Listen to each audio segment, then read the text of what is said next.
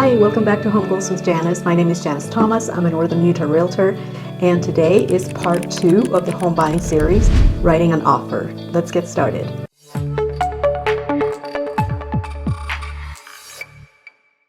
So you have found a home, you love it, you want to write an offer. Let's talk about what that entails and how to do it. The real estate purchase contract has 2 main components, the price and the terms. So within the price part, we have obviously the purchase price that you're going to offer, and also you're going to put down an earnest money deposit. So we'll talk about those 2 things first, and then after that we'll talk about some of the terms that you can add within the contract. So let's start with the money part. Your realtor should pull some comparables and be able to know more or less how much homes that are comparable to yours are selling in the area. We're looking at past history within the past 3 to 6 months ideally to see what has sold in the area, and based on that we can craft an offer that is fair for the seller and also a good offer for you to be able to afford it. So once you decide on a price together with your real estate agent, they're going to ask you how much you would like to put down for earnest money.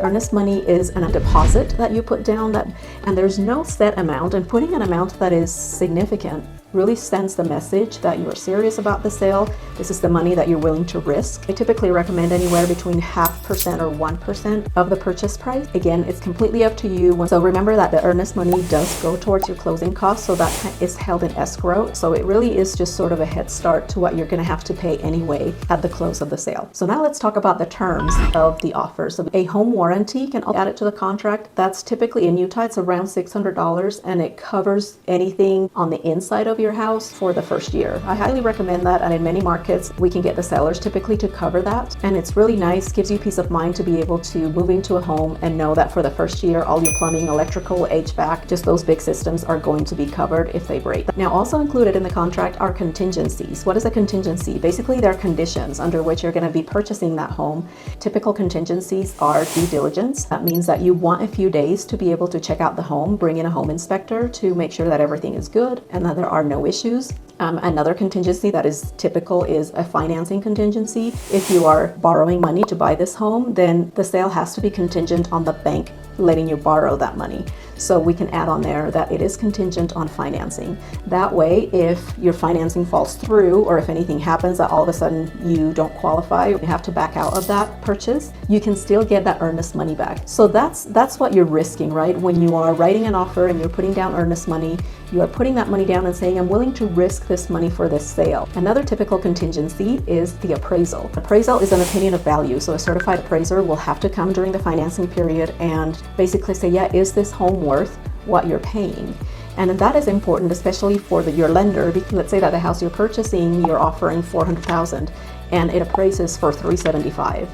There's a $25,000 gap there that the bank's not going to want to cover for you. So that's a really important contingency, because if the appraisal comes back low, then we can go back to the seller and renegotiate a purchase price that is more in line with the appraisal. Obviously, the seller doesn't have to agree to that. If they don't, it is up to you to bring that to closing in cash, which is not always possible for every buyer. So at that point, again, that would be a reason that you may need to back out of that sale and get your earnest money back. And then the last important thing that usually is included in the contract when you're writing an offer are some really important dates. There's the due diligence date, there's the financing and appraisal date, and there is the closing and settlement. So typically due diligence is about 5 to 10 days, and then financing period is about 2 to 3 weeks. Those dates are super important, number one, because you need to be around. You don't want to write an offer and have your seller accept it. Now it's time for your due diligence period. You can bring in a home inspector, but you're off in Cancun on vacation. As you write an offer, work with your real estate agent to make sure that you're going to be around during those dates so that you can be able to meet the home inspector at the home and be able to provide financial documents to your lender during the financing period. And then the last date is the closing and recording. Then you get to sign the contract and send it off to the listing agent. You can expect to have about a 24-hour waiting period until they either accept your contract or send you a counteroffer. And that is it for part 2, writing an offer. Make sure you tune in for part 3, under contract. Thanks for watching.